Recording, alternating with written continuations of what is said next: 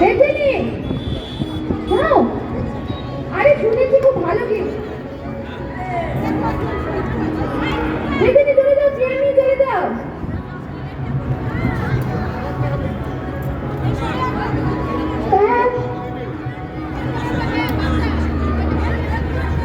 হয়েছে, শুরু হয়েছে, সার্কেল হয়েছে। এই রুটিটা তো পুরো আমার রুটির মতো নয়, যাচ্ছে কাকিমাদের রুটির মতো হচ্ছে না। হ্যাঁ সেরকমই, এ তো আমার রুটির মতো।